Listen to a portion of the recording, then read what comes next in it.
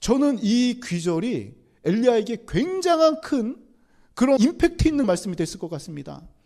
나는 지금 끝나서 죽기를 원한다고 기도하고 있는데 내가 지금 할 수 있는 일이 아무것도 없다. 저 이방신을 섬기던 이세벨이 왕비로 와서 나를 죽인다고 사람들 앞에 맹세하였는데 설 곳이 없는데 나는 어떻게 하나. 이런 상황에 더 확실한 하나님께서 천사를 보내셔서 먹으라, 내가 갈 길을 다 가지 못했다. 아직 갈 길이 남아있다는 이런 비전을 주신 거예요. 네 삶은 아직 끝나지 않고 할 일이 많으니까 지금 먹어야 된다는 것입니다. 나무 그늘 아래서 쉬었다고 하니까 느티나무처럼 거대한 나무 아래서 우리나라처럼 평상이 있어가지고 편하게 거기 쉬는 그런 느낌으로 생각을 합니다. 그러나 로뎀나무는 지금 화면에 보이는 딱 이런 나무예요. 그늘이 거의 없고 많이 자라야 2m를 넘지 않습니다. 대부분이 1m에서 멈춰요. 이런 보잘것없는 나무 아래에서 쉬고 있는 엘리야의 모습, 잘 쉬는 게 아니라 어떻게 보면 초라한 모습입니다. 로뎀나무 아래서 엘리야는 기도를 하는데 어떤 기도를 하는지 4절의 내용을 같이 읽어봅시다. 같이 읽겠습니다. 자기 자신은 광야로 들어가 하룻길쯤 가서 한 로뎀나무 아래에 앉아서 자기가 죽기를 원하여 이르되 여호와여 넉넉하오니 지금 내 생명을 거두시옵소서. 나는 내 조상들보다 낫지 못하니이다 하고. 아멘. 지금 기도를 하는 게 죽기를 원하는 기도를 해요. 내가 죽기를 원합니다. 죽음을 각오하고 지금 엘리야는 광야로 들어가서 광야 아무것도 없는 벌판에 1m짜리 로뎀나무 그 밑에 앉아가지고 아이고 이제 나는 죽고 싶습니다. 이 기도를 하고 있는 거예요. 자, 이 기도의 내용을 보니까 여호와여 넉넉하오니 도대체 뭐가 넉넉하다는 걸까? 참 내가 지금 넉넉하다고 하는데 뭐가 넉넉한 것일까? 이제 죽는 것에 아무 미련이 없다는 것입니다. 지금까지 자신이 해야 할 사명, 선지자로서 다 감당했으니까 난 이제 죽어도 여한이 없다는 뜻이에요. 자, 이 직전인 열왕기상 18장에는 어떤 내용이 나오냐면 이방 선지자 850명과 기도 대결을 합니다. 그 850명이 자해하면서 기도를 해도 아무런 응답이 없자 엘리야는 나무에 물을 뿌리고 기도했더니 하늘에 불이 임하여서 엘리야의 나무가 타죠. 그 후 850명은 척결이 됩니다. 엄청난 일을 했어요. 그동안 이스라엘에서 하지 못했던 일을 엘리야가 갈멜산 대결을 통해서 승리를 거둔 후 이방 선지자 850명을 그 자리에서 처단을 합니다. 그러나 지금은 이 사건 이후에 야, 내가 뭔가 이루었으니까 되는 것 같은 이런 느낌이겠지만 왕비인 이세벨이 죽인다고 하니까 지금 도망가는 그런 신세가 되었어요. 아, 이제 끝났구나 이런 마음으로 여호와여 넉넉하오니 나를 지금 죽여달라는 기도를 하고 있는 것입니다. 사람이 소망을 잃으면 삶의 의욕이 사라집니다. 예전에 제가 우리 아내를 6살 때부터 알고 지냈는데 중학교 때인가 고등학교 때 한 번 프로포즈를 했는데 차였어요. 죽고 싶었습니다. 아무것도 안 먹고 야 정말 삶의 의욕, 밥 먹고 싶은 것도 사라진 거 그때 처음이었던 것 같아요. 밥 먹고 싶은 그런 마음도 싹 사라지고 밖에 나가고 싶지도 않습니다. 방에 누워가지고 불러도 들리지도 않아요. 아무런 생각, 멍한 상태에서 아이고 죽고 싶다, 창피하다 이런 생각만 듭니다. 그래도 다행히 하나님께서 마지막에 만나게 해주셔서 참 감사하고 그때 기도를 들으셨나 싶어요. 사람에 대한 관계뿐만 아니라 내가 꿈꿨던 일들, 그동안 내가 몇십 년 동안 일했던 직장, 은퇴를 한다. 삶의 의욕이 사라집니다. 나의 같이 지냈던 사람들이 먼저 사라진다. 어디로 멀리 떠난다. 살고 싶지 않아요.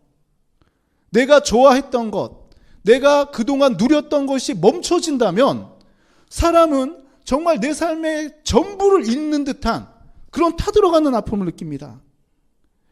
지금 엘리야는 내가 지금까지 하나님의 선지자로서 일했고 이제는 나를 죽이려고 하니까 이런 삶의 의욕도 사라진 상태예요.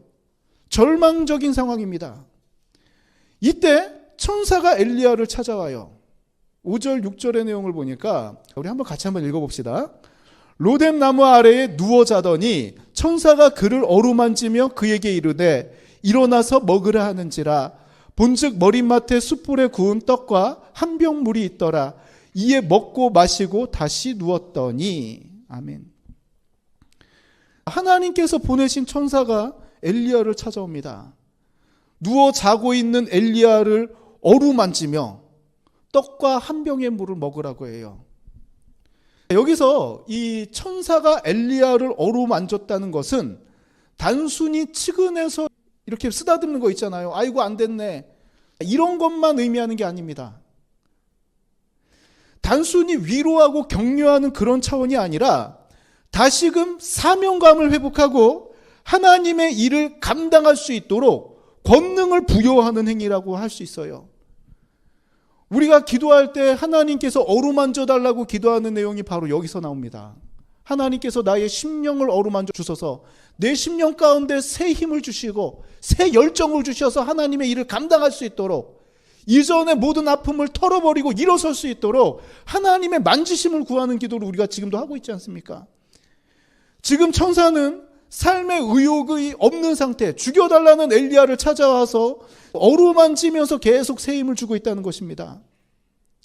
하나님은 지친 영혼들을 위로하실 뿐만 아니라 새 힘을 주시기 위해 적절한 조치를 취해 주세요. 동일하지 않습니다. 사람마다 다 달라요. 빚으신 모양이 다르기 때문에 취하시는 조치들도 조금씩 다를 수 있습니다. 그러나 전 교회적으로 하나님께서 임재하실 때가 있습니다. 한 마음으로 무언가를 기도하며 하나님의 은혜를 구할 때, 그때는 전 교회적으로 공동체 안에 은혜를 주시고, 또 개인적으로 내 삶에 있어서 하나님의 사명, 내 달란트대로 감당해야 할 때는 그에 맞는 적절한 은혜를 우리 심령 가운데 부어주신다는 거예요. 천사는 엘리야를 만지면서 단순히 말로써 위로하는데 그친 것이 아니라 실제로 엘리야가 힘을 낼 수 있도록 실제적인 것을 공급합니다. 바로 떡과 물을 공급했다는 거예요. 이전에도 엘리야는 까마귀를 통해서 이런 것들을 공급받았습니다. 지금 삶이 끝났다고 생각하는 순간 이제 나는 할 것 없다. 야, 이제 죽어도 여한이 없다. 후회가 없다. 아이고 죽고 싶다. 이 순간 천사가 와서 하나님의 어루만지심을 지금 하고 있다는 것입니다. 기력을 차리지 못한 엘리야 다시 누워요. 한 번 하나님의 손길이 있는데도 눕습니다. 어찌 보면 우리의 모습과도 비슷해요. 내가 은혜 받아서 때로는 예배도 잘 드리는데 시간이 지나다 보면 또 내가 잘못을 하는 경우가 있습니다. 내가 다른 곁길로 계속해서 갈지라도 하나님은 끝까지 우리를 붙잡아 주십니다. 지금 우리가 예배 드리는 것도 나의 경건과 내가 무언가 뛰어나서가 아니라 하나님의 붙잡으심이 있기 때문에 가능한 것입니다. 항상 강조를 하지만 얼굴에 철판을 깔아야 될 때가 있다. 하나님 앞에서 우리는 얼굴에 철판을 깔아야 된다는 것이 이전에 나의 잘못, 나의 그런 수치들을 생각해서 이것 때문에 하나님 볼 면목이 없습니다 이러고 멈춰 있는 것보다 차라리 그런 잘못을 품고 있더라도 깨끗하게 하실 하나님을 바라보며 나오는, 어떻게 보면 얼굴에 철판 깔고 하나님 앞에 나오는 그 자세가 필요하다는 거예요. 지금 엘리야는 계속해서 다시 눕습니다. 그런데 하나님은 포기하지 않으세요. 7절을 보니까 다시 또 천사가 와서 어루만집니다. 계속해서 지금 엘리야를 어루만져요. 그러면서 하는 말이 노란 글자를 보니까 일어나 먹으라. 내가 갈 길을 다 가지 못할까 하노라. 나는 지금 끝나서 죽기를 원한다고 기도하고 있는데 내가 지금 할 수 있는 일이 아무것도 없다.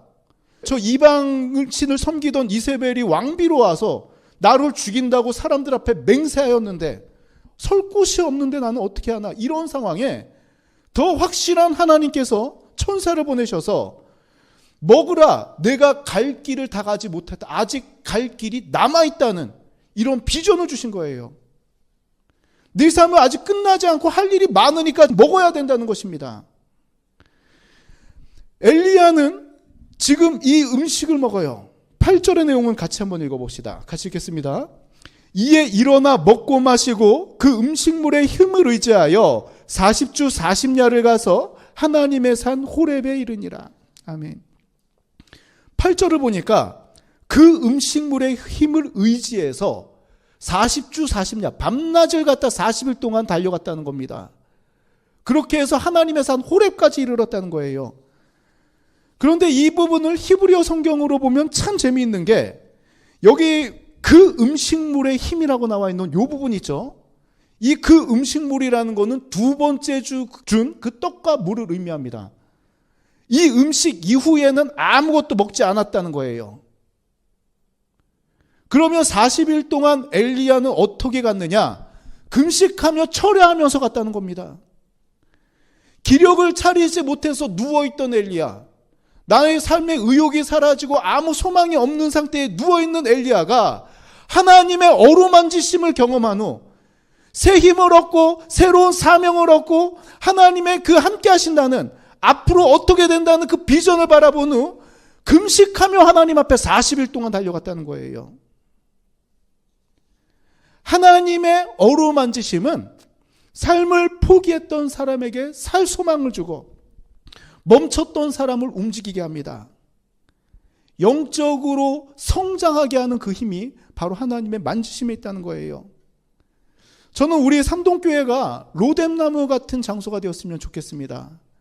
지친 사람들이 와서 여기서 회복하고 가는 장소, 죽고 싶은 사람들이 여기 와서 살고 싶다고 하는 장소, 눈물 흘렸던 사람들이 기쁨으로 돌아가는 장소가 바로 이 성전이 되었으면 좋겠습니다. 이것은 사람의 힘으로 되는 것이 아니라 하나님께서 임재하시면 되는 거예요. 그 장소가 화려하거나 뛰어나거나 많이 모이는 게 중요한 것이 아니라 하나님의 만지심이 임한다면 그 장소는 얼마든지, 내 삶은 얼마든지 바뀔 수 있다는 것입니다. 나는 포기하였어도 하나님은 나를 포기하지 않으십니다. 엘리야 같은 엄청난 선지자, 얼마나 대단한 선지자입니까? 때로는 이 하나님 품으로 바로 올라간 선지자도 삶을 포기하고 싶을 정도로 지칠 때가 있었습니다. 이 선지자가 대단해서가 아니라 하나님의 만지심을 경험했기 때문에 더 큰 하나님의 일을 감당할 수 있었습니다. 행여나 우리 가운데 지친 영혼들이 있다면 하나님의 만지심을 통하여 새 힘을 얻고 믿음의 능력이 나타나는 삶을 살아가는 여러분들의 삶이 되기를 소망합니다. 우리 함께 기도하고 바로 성찬 예식 드리도록 하겠습니다.